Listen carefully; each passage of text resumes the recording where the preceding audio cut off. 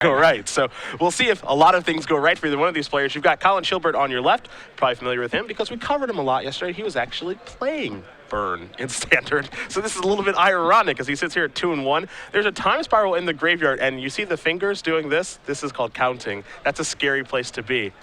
Yeah, so we have 3 dice on the battlefield. So let's try to figure out where we are here. So 1 High Tide has resolved so far. Hey, you get to lead the lead the Yeah, showdown. absolutely. This is all you, we have to man. figure out what each thing's tracking. I'd like to believe that one of those is spells, one of those is blue mana? I would guess it's 1 High Tide resolves, 2 blue mana in the pool. Storm is currently at 4. Okay. You can use 2 blue mana to cast Defense Grid. It's his 5th spell of the turn. So right now, islands are tapping for 2. Can you tell he's done this before? Oh, maybe once or twice. Yeah. He's going to go ahead and tap 1 island for Merchant Scroll. This Defense Grid shows he's probably planning to go off this turn. This is going to stop any, he can continue. I guess there's nothing that William Koff could play anyway. If he had a second mountain, he could Fire Blast. Mindbreak Trap.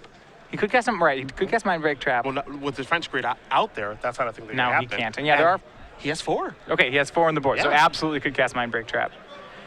He Merchant Scrolled for a High Tide. He's going to cast High Tide with 1 blue. Floating islands will now be tapping for 3. It's the 7th spell of the turn. It looks like Chilbert was forced to try to go for a turn 3 kill. That's kind of the safe thing to do when you're at 8. The thing about turn 3 kills is you only have 3 lands, so oftentimes you're going for a Brain Freeze kill instead of a Blue Sun Zenith kill, just because creating a large amount of mana with only 3 lands is a lot harder. You need multiple candlesticks. You need to go through probably 2 spirals to make it so the islands are tapping for around 6.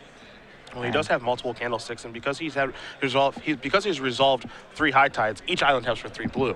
So he's able to play Candlestick with the last blue that was floating, tap that island for 3, and untap all of his lands. Now he's going to do it again and generate some more mana So here. a Candelabra right now is making 6 mana. Okay. So 5 floating, and plus the 6 that he can tap for the islands. Right, so we can go ahead and Cunning Wish here. That puts him down to 2. Only 2 mana floating. It's 10 Storm. If you look at the Wish board he has here, it's fairly standard. Instead of playing the Intuition in the main, he goes ahead and he plays an Intuition out of the board. Intuition is played in the decks that you can chain. You can go in and get Time Spirals. If you play it in the main, you can chain Merchant Scroll into Intuition into High Tide. Remember that Merchant Scroll only gets instants. If you play it in the board, it can become a tutor for you. And there you do see Intuition. Fantastic card. It's going to allow him to search for Time Spiral, basically tutor for it. And then he has 2 blue floating. Again, both those islands are going to tap for 3, so has plenty of mana to cast it. He's going to want to use all the mana because Time Spiral lets you untap lands. Yeah, interestingly enough, with only 3 lands, Time Spiral doesn't create very much mana. It's actually just a card draw spell for him here.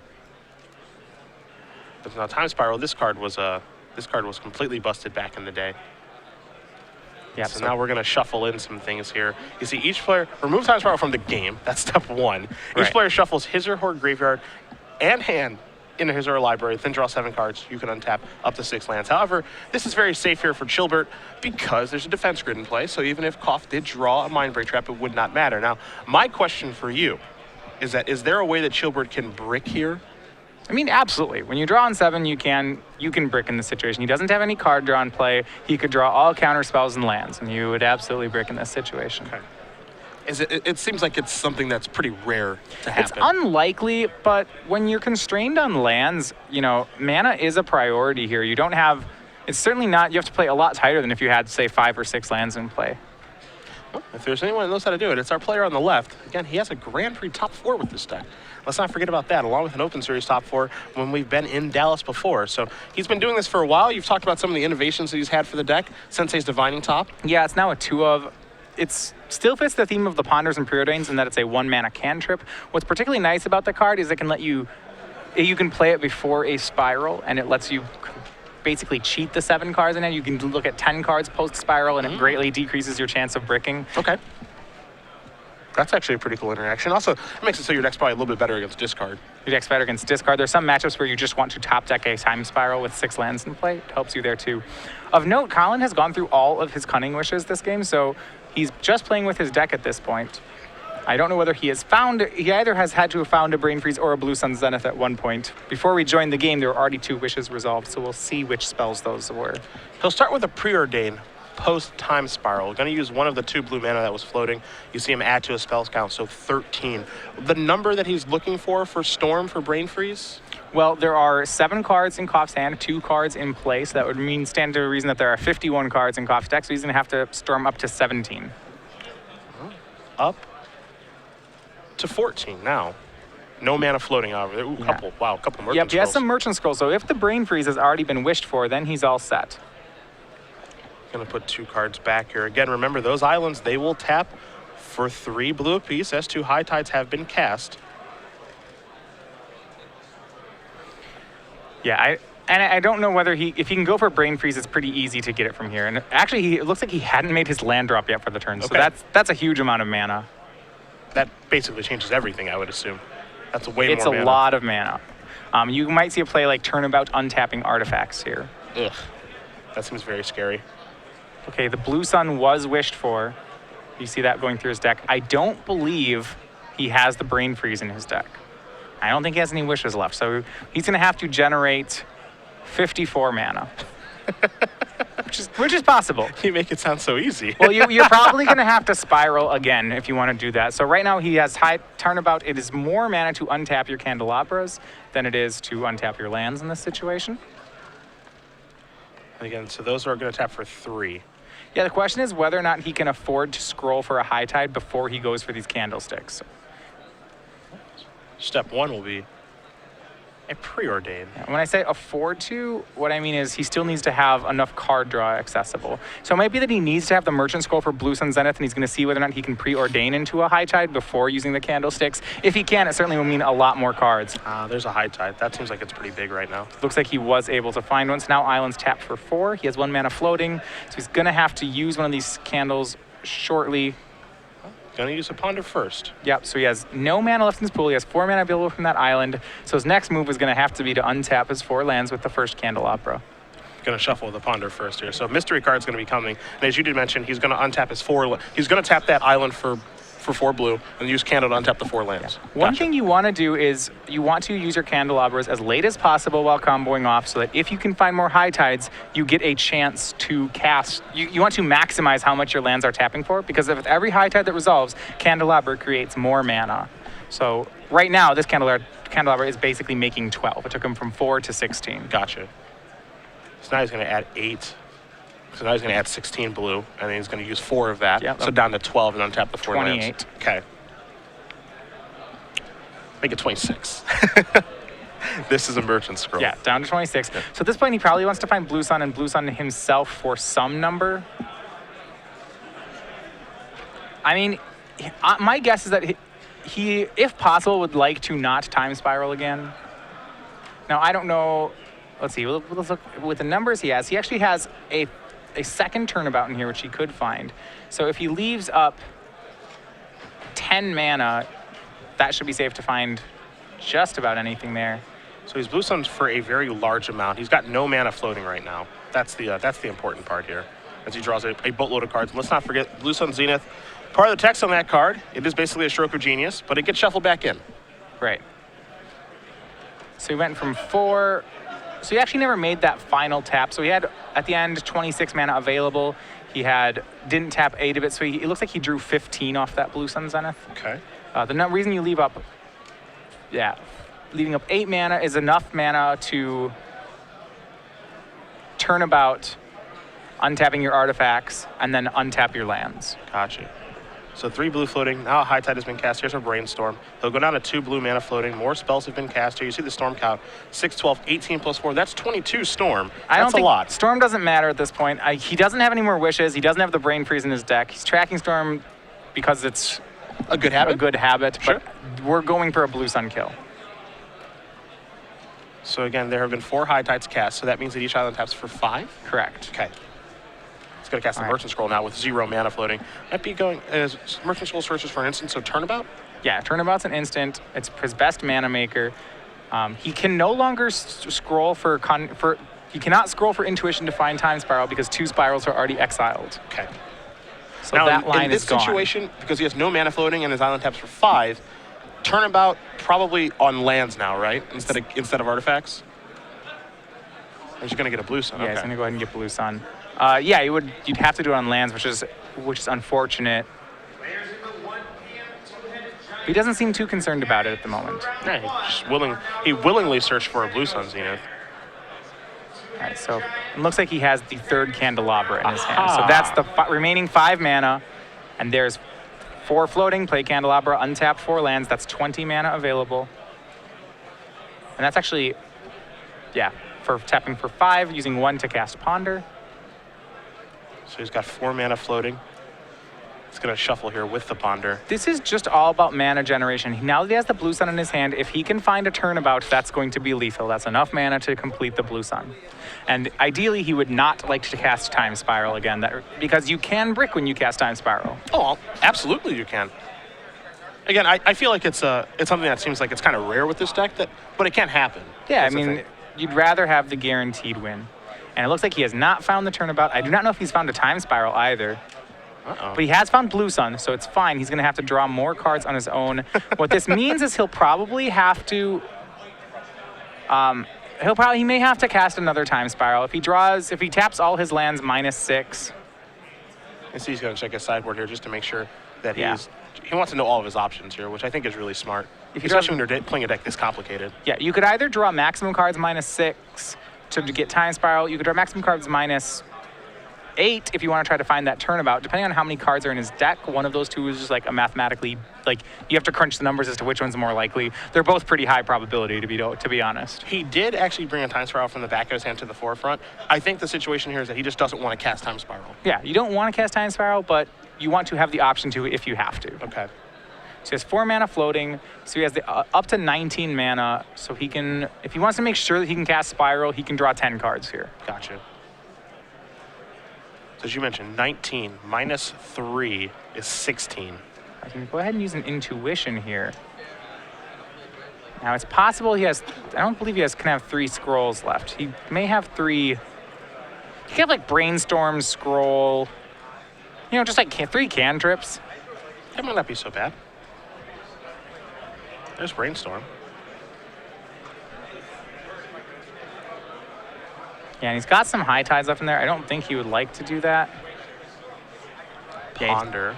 He just wants to, before he casts the Spiral here, he wants to take every opportunity to basically luck his way into that last turnabout so that he doesn't have to use the Time Spiral. Gotcha. So it looks like he's going to look for some cantrips here. There's 2 Ponders and a Brainstorm. Interestingly, he did not get Merchant Scroll here. I would say that's presumably because the reason he doesn't get Merchant Scroll, you'd say, like, you know, that finds turnabout, why wouldn't you want that? Is because there's basically no chance that Koff will give him the Merchant Scroll. Yeah. So now that you have Merchant Scroll in the deck, you are casting a cantrip trying to find 2 cards, because both Merchant Scroll and Turnabout are a Turnabout. So this gives you like two winners in the deck, as opposed to if you put Merchant Scroll in here, you basically would just be milling your own Merchant Scroll. 15 blue mana floating now after this Ponder gets cast. 2 and 3. If he found a Scroll or Turnabout, he can win without the Time Spiral. If not, we're going to see him Spiral here. It'd be mighty awkward if he somehow had to just pass the turn back. Looks like he found another Time Spiral. Yeah, he has the Spiral in his hand, so he's going to go ahead and shuffle. Did not find Scroll or Turnabout on the top 3. Scale of 1 to 10, how happy are you right now? I mean, this is awesome. How long has the tournament going on? Like 15 minutes? This is great. Ponder's mystery card is coming for Colin. Looks like it was a force of will. That's not what he needs. All right, so he didn't find the kill this turn. He's going to have to Spiral again. Any merit to Zenithing here? Well, okay. I mean, what's our count on his mana? Yes, he's got 15 blue mana floating. Okay, so if he has 15 blue mana floating, he can afford to Zenith for 4 cards. For 4 cards here, because that'd be enough mana to Turnabout untapping artifacts, then using an artifact to untap a candlestick to untap all the lands. So if he wants to, he can Zenith for 4. Okay, and that'll cost 7 mana. Yep, that leaves 8. Okay, and I believe that's the number he'll be doing. We will get an announcement and confirmation exactly how much Zenith will be for. 1, 2, 3, 4. So he's Zenithing for 6 here. So if he's Zenithing for 6, that cost him 9 mana. 15 minus 9 is 6. So yeah. And that'll leave him exactly enough mana to cast a Spiral. Yeah, but leaves him enough to cast a Spiral. If he finds a Turnabout, I'm not positive. If he Turnabouts and untaps his artifacts with only 2 mana up, he probably still has enough mana generation to make William draw 50 52 cards, but I'm not sure that he does. Let's see. Each Candelabra taps for... all right, well, he'll go for it Well, here. he found a turnabout. Yeah, so it's going to be 2. So the first Candelabra will put in 2 mana, will tap for 8. And the ones after that will tap for 16 and 16. So that's actually only 40 mana. I don't believe it's enough to make William Draw's deck. But you sure can make a lot of mana and then spiral. Maybe he untaps his lands? Or is it more profitable just to untap the candles? More profitable, just untap the candles. Okay.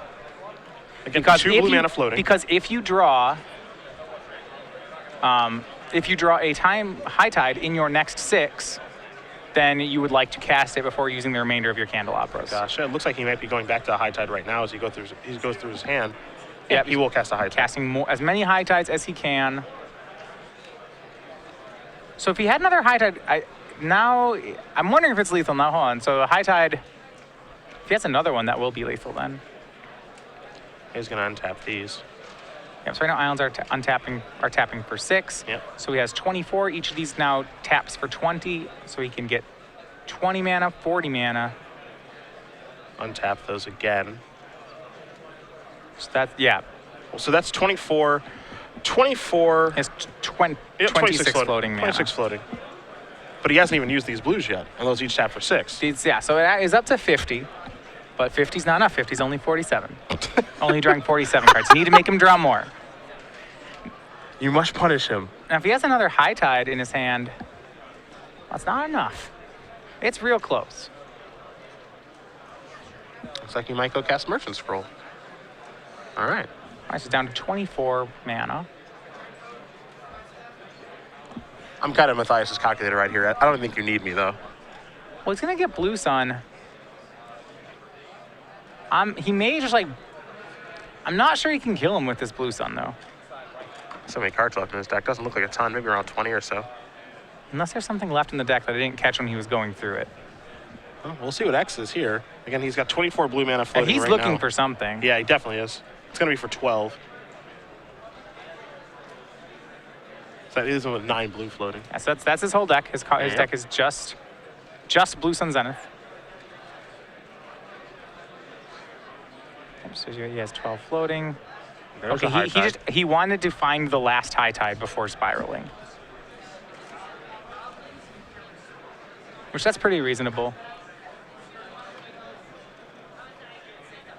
Cast a Preordain now, it looks like.